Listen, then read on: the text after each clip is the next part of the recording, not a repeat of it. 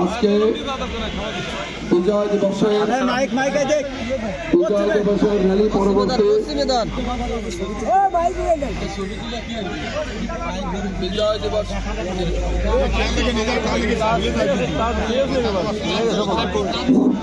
বিজয় দিবসের র্যালি পরবর্তী সমাবেশের শ্রদ্ধাভাজন সভাপতি উপস্থিত বলমারী উপজেলা এবং পৌর বিএনপি নেতৃবৃন্দ অ্যাডভোকেট সিরাজ, আতাউর রহমান খান, ইকরাম হোসেন, মুকুল মিয়া, আমাদের সভাপতি সাহেবদের কথা বলেছি, আমাদের কৃষক দলের সভাপতি লুৎফর, স্বেচ্ছাসেবক দলের সভাপতি সঞ্জয়, যুব দলের সভাপতি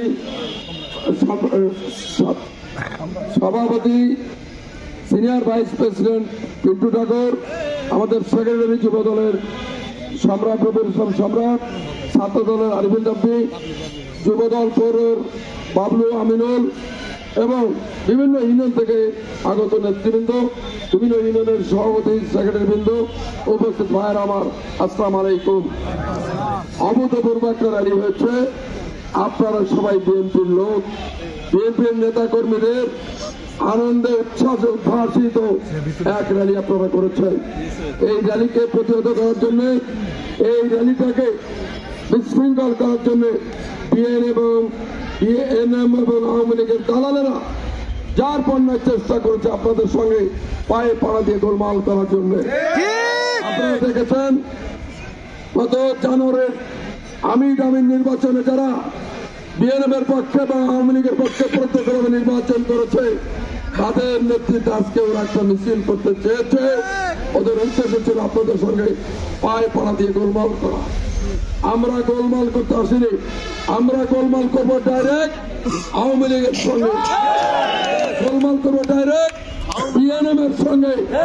কবে ওরা গোলমাল করতে চায়, দিন তারিখ দিয়ে আসুক, সেদিনই গোলমাল হবে।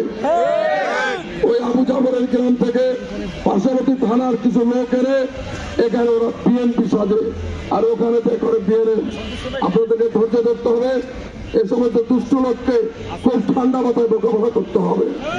বন্ধুরা আমার, আমাদের আজকের এই দিনে আমি আমাদের শহীদ রাষ্ট্রপতি জিয়া রহমান, স্বাধীনতার ঘোষক, যিনি স্বাধীনতার ঘোষণা না দিলে স্বাধীনতা হতো না, যিনি প্রত্যক্ষ যুদ্ধ না করলে স্বাধীনতা আসতো কিনা আল্লাহ জানেন, সেই শহীদ রাষ্ট্রপতি জিয়া রহমানের আত্মার মাগফিরাত কামনা করি এবং তাকে আমরা শ্রদ্ধা করে স্মরণ করি। আমরা আজকে বিনম্র শ্রদ্ধা জানাই আমাদের নেত্রী, যিনি গণতন্ত্রের জন্য দীর্ঘদিন স্বৈরাচার হাসিনার কারাগারে অসুস্থ অবস্থায় কারাতিপাত করেছেন। আল্লাহর রহমতে তিনি একটু একটু করে সুস্থ হয়েছেন। আগামী 21 তারিখে দীর্ঘ 10 বছর পরে বেগম খালেদা জিয়া পল্টন ময়দানে জনসমক্ষে হাজির হবেন ইনশাআল্লাহ।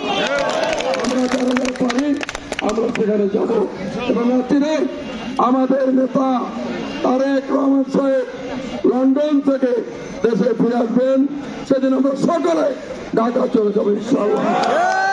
আমার আপনারা সিনিয়র নেতৃবৃন্দের সঙ্গে যে এখানে স্মৃতিসৌধে পুষ্পমাল্য অর্পণ করবেন, খাওয়া দাওয়া দেওয়া শুরু হয়েছে, আপনারা খাওয়া দাওয়া করবেন। আমাকে এখন আলফাডাঙ্গা যেতে হচ্ছে, সেখান থেকে মধুকারী প্রোগ্রাম আমাকে অ্যাটেন্ড করতে হবে।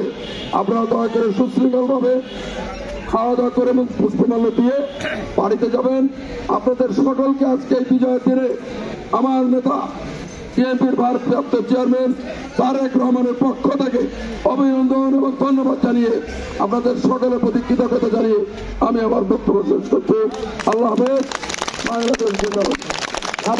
আপনাদের সিরিয়াল